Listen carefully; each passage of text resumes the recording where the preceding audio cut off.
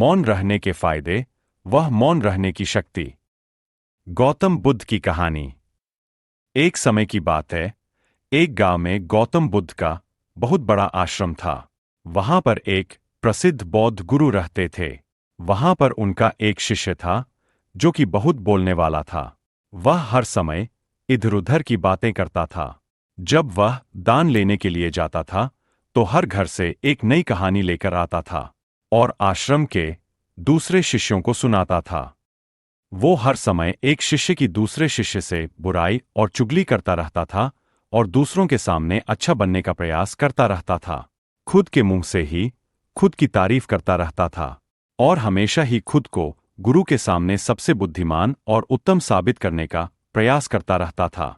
वह खुद को सभी शिष्यों से अलग और श्रेष्ठ मानता था।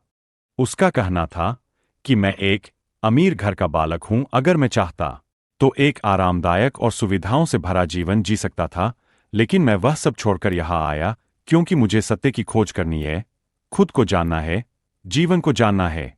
इसीलिए मेरा त्याग तुम में से सबसे बड़ा है। एक दिन गुरु ने आश्रम के सभी शिष्यों को बुलाकर कहा, आप सभी को अगले 1 महीने के लिए कोई संकल्प लेना है। इससे आपकी संकल्प शक्ति मजबूत होगी और आप में आत्मशक्ति का संचार होगा। आप सभी अपने समर्थ के अनुसार कोई भी संकल्प ले सकते हैं और यदि 1 महीने से पूर्व किसी का भी संकल्प टूट जाएगा तो वह अपनी दिनचर्या में वापस आ जाएगा। सभी शिष्यों ने अपनी शक्ति के अनुसार छोटे बड़े संकल्प लिए और गुरु को अपने अपने संकल्प के बारे में बोलकर वहां से चले गए। लेकिन वह शिष्य जो खुद को सबसे अलग और बड़ा दिखाना चाहता था, वह सीधे गुरु की कुटिया में पहुंच गया और बोला, मैं कोई छोटा मोटा संकल्प नहीं लेना चाहता, बल्कि खुद के ही जैसा एक बड़ा और महान संकल्प लेना चाहता हूं। कृपया आप ही बताएं, मुझे क्या संकल्प लेना चाहिए। उसकी यह बात सुनकर गुरु मुस्कुराए और बोले, क्या तुम मेरे द्वारा दिए गए संकल्प को पूरा कर पाओगे? क्या तुम्हारे लिए उसे पूरा करना संभव होगा? शायद नहीं, वह तुम्हारे लिए संभव नहीं है। तुम उसे पूरा नहीं कर पाओगे, इसीलिए तुम खुद ही कोई संकल्प ढूंढो। शिष्य ने कहा, नहीं गुरुदेव, आप जो भी संकल्प मुझे देंगे मैं उसे पूरा करूंगा। गुरु ने कहा, ठीक है, तो तुम अगले 1 महीने तक चुप रहो, मुंह से एक शब्द भी नहीं निकलो, यही तुम्हारा संकल्प है। शिष्य ने कहा, गुरुदेव, यह भी कोई संकल्प है? यह तो बहुत ही आसान है। 1 महीने तक चुप ही रहना है। आप कोई बड़ा संकल्प दीजिए जो मेरी योग्यता के लायक हो, जिसे पूरा करने में मुझे समस्या हो। गुरु ने कहा, पहले तुम यही संकल्प को तो पूरा करके दिखाओ। शिष्य ने गुरु की बात मान ली और वह इस समय चुप हो गया और पलटकर कुटिया से बाहर चला गया। पहले उसे चुप रहना बहुत आसान लग रहा था। उसने एक दिन तो जैसे तैसे चुप रहकर काट लिया, लेकिन दूसरे दिन से उसके मन में ना बोलने का बोझ बढ़ने लगा। तीसरे दिन उसे भारीपन महसूस होने लगा और चौथे दिन उसके अंदर एक अजीब सी बेचैनी होने लगी, क्योंकि आसपास आश्रम के सभी शिष्य एक दूसरे से बातें कर रहे थे। यह देख वह पूरा दिन उदास रहा। इसी तरीके से कुछ दिन और बीते और वह शिष्य बीमार पड़ गया। उसका सर फटा जा रहा था, उसका खाने पीने तक का मन नहीं कर रहा था, वह सिर्फ बोलना चाहता था। वह गुरु के पास गया और उनके सामने बैठकर लिखकर उन्हें बताया, गुरुदेव, मैं बोलना चाहता हूं, मुझे सांस नहीं आ रही, मेरा दम घुटा जा रहा है, मैं अंदर ही अंदर पागल हुआ जा रहा हूं। मैं क्या करूं? संकल्प तोड़ दूं क्या? यह पढ़कर गुरुजी मुस्कुराए और बोले, संकल्प तोड़ने के लिए ही होते हैं, लेकिन जो अपने संकल्प को पूरा कर लेता है वही अपनी आंतरिक शक्ति को बढ़ाता है, और जो अपनी आंतरिक शक्ति को बढ़ाता है वह समाज का कल्याण करता है। संकल्प का लेना भी तुम्हारे हाथ में था और इसे तोड़ना भी तुम्हारे ही हाथ में है। तुम्हारे बहुत से भाई अपने संकल्प को तोड़कर अपनी पुरानी दिनचर्या पर वापस आ चुके हैं। अगर तुमसे नहीं हो पा रहा तो तुम भी संकल्प तोड़कर अपनी पुरानी दिनचर्या पर वापस जा सकते हो। लेकिन याद रहे, अगर आज तुम इस छोटे से संकल्प को नहीं संभाल पा रहे तो तुम अपनी बाकी की पूरी जिंदगी को कैसे संभाल सकोगे? बाकी फैसला पूरी तरह से तुम्हारे हाथों में है। गुरु की यह बात उस शिष्य के दिल में चोट कर गई। वह बिना कुछ बोले वहां से वापस चला गया और खुद को अपनी कुटिया में बंद कर लिया। वह केवल अपने जरूरी कामों के लिए ही कुटिया से बाहर निकलता था। बाकी सारे समय कुटिया के अंदर ही बैठा रहता। 15 दिन बीत चुके थे और आश्रम के लगभग सभी शिष्यों का संकल्प अब तक टूट चुका था, लेकिन उसका संकल्प अभी भी जारी था। संकल्प लेने के बाद से अब तक उसने एक शब्द भी नहीं बोला था। सारा आश्रम हैरान था कि इतना बोलने वाला इंसान चुप कैसे हो गया। 15 दिन बीतने के बाद वह दोबारा अपने गुरु के पास गया और लिखकर बताया है, गुरुदेव, मैं बाहर से तो चुप हूं, लेकिन मेरे भीतर बहुत सी आवाज है, बहुत सी चीज, पुकार और शिकायतें हैं। मैं अंदर ही अंदर बात करता रहता हूं। मेरा मन तरह तरह के प्रश्न पूछता रहता है। मैं बाहर से जितना मौन हूं, भीतर से उतना ही शोर शराबा से भरा हुआ हूं। क्या इस तरह से मेरा संकल्प अभी भी जारी है? गुरु ने कहा, तुम्हारा संकल्प अभी भी जारी है, लेकिन जब तक लोगों की यह आवाज तुम्हारे कानों में गूंजते रहेंगे, तुम्हारा मन बोलता रहेगा, क्योंकि इसे तो आदत है बोलने की। तुम भले ही बाहर से चुप रहो, लेकिन तुम अंदर ही अंदर बोलते रहोगे। तुम्हें इन बातों से, इन आवाजों से दूर जाना पड़ेगा। शिष्य गुरु को प्रणाम कर वहां से चला जाता है और संकल्प का समय भी पूरा हो जाता है, लेकिन शिष्य लौटकर नहीं आया। आश्रम में सभी को डर था कि कहीं उसको जंगली जानवर ने खा ना लिया हो। उसे ढूंढने की बहुत कोशिश की गई, लेकिन वह कहीं नहीं मिला। सभी गुरु भाइयों ने मान लिया था कि जंगली जानवरों ने उसे अपना शिकार बना लिया है, लेकिन गुरु को ऐसा नहीं लगता था। एक दिन आश्रम का एक अन्य शिष्य गुरु के पास आया और बोला, गुरुदेव, हमारे उस अधिक बोलने वाले भाई के साथ क्या हुआ होगा? क्या जानवर ने उसे मार दिया होगा? गुरु ने कहा, हो सकता है कि जानवरों ने उसे अपना शिकार बना लिया हो, लेकिन उसके न लौटने की एक दूसरी वजह भी हो सकती है। शायद उसे वह मिल गया है जिसके लिए वह गया था। फिर शिष्य ने पूछा, गुरुदेव, क्या ज्यादा बोलना इतना हानिकारक होता है? गुरु ने कहा, इंसान के जीवन के बहुत सारे दुखों में से एक दुख यह भी है कि वह कभी चुप नहीं रह सकता, हमेशा कुछ ना कुछ बोलता ही रहता है। सिर्फ हमारे बोलने के कारण हमारे आधे से ज्यादा दुख पैदा होते हैं। परिवार के अधिकतर झगड़ों की वजह हमारा बेमतलब बोलना ही होता है। हम में से कोई भी चुप नहीं रहना चाहता। हम बस सामने वाले को सुना देना चाहते हैं। जो भी हमारे मन में है, सब निकालकर उसके मन में बैठा देना चाहते हैं। उसे समझा देना चाहते हैं कि देख, तू गलत है और मैं सही। और इस तरीके से सब एक दूसरे की सारी गलत बातों को ग्रहण कर रहे हैं। इस तरीके से सुनने और सुनाने का यह काम जिंदगी भर चलता रहता है। लेकिन इस नासमझी में हम अपना समय, अपना जीवन, अपनी समझ और सबसे महत्वपूर्ण वक्त को हम खो देते हैं। लेकिन इसके बदले हमें मिलता क्या है? कुछ नहीं, सब व्यर्थ और बर्बाद हो जाता है। इस पागलपन में हमने क्या खो दिया, इसका एहसास केवल कुछ ही लोगों को हो पता है। बाकी लोग जैसे उन्हें अपने आने का पता नहीं, वैसे ही उन्हें अपने जाने का भी पता नहीं चल पाता। शिष्य ने कहा, तो फिर इसका समाधान क्या है? गुरु ने कहा, पूरी जागरूकता के साथ अपने विचारों को देखना ही एकमात्र तरीका है। सारी मानसिक समस्याओं का वर्तमान में रहकर चिंतन करना, पूरी जागरूकता के साथ अपना काम करना जिंदगी में चमत्कारिक बदलाव ला देता है। उसके बाद वह शिष्य गुरु से अपने प्रश्नों का उत्तर प्राप्त कर उनको प्रणाम करके वहां से चला गया।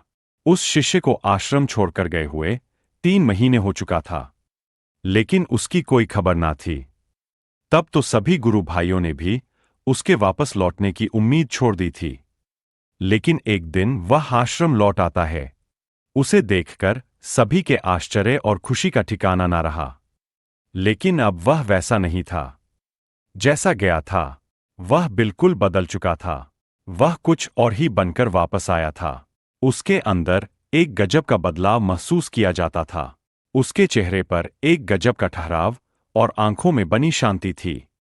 आश्रम में आते ही सभी गुरु भाइयों ने उसे चारों तरफ से घेर लिया और बातें करने लग गए। वह भी अपने गुरु भाइयों से बातें करने लगा। उससे बात करने वाले सभी ने यह अनुभव किया कि अब वह पहले जैसा उतावला और बातूनी नहीं रह गया था। उसके मुंह से एक एक शब्द बहुत ही सरल और मधुरता के साथ निकल रहे थे। थोड़ी देर तक गुरु भाइयों से बात करने के बाद वह सीधा गुरु की तरफ चला गया। उसने गुरु के चरण छुए और कहा, गुरुदेव, क्या मैं अभियान में हूं? क्या अभी मेरा संकल्प जारी है? गुरु ने कुछ देर तक शिष्य की आंखों में बड़े ध्यान से देखा और कहा, हां, तुम अभी भी अभियान में हो। तुम्हारे मुंह से एक भी शब्द निकल नहीं रहा और तुम्हारा संकल्प अभी भी जारी है। शिष्य ने कहा, गुरुदेव, जब मैं आश्रम से गया तो मैं मुंह से तो चुप था, लेकिन मेरे अंदर बहुत सी आवाज हो रही थी। मन में बहुत से प्रश्न थे और वह बंद नहीं हो रहे थे। तो मैं जंगल में चला गया, इस उम्मीद से कि वहां मुझे शांति मिलेगी और मेरे मन की बकबक कम हो जाएगी। लेकिन मैं जितना एकांत में जाता गया, मेरे अंदर की आवाज उतनी ही तेज होती गई। मेरे भीतर की पुरानी से पुरानी आवाज मुझे सुनाई देने लगी। तब जाकर मैंने महसूस किया कि मैं कितना गलत कर रहा था। जब मैं अपने परिवार वालों, दोस्तों को और गुरु भाइयों को बुरा भला कहता था, तो उस समय मुझे लगता था कि मैं सही कह रहा हूं।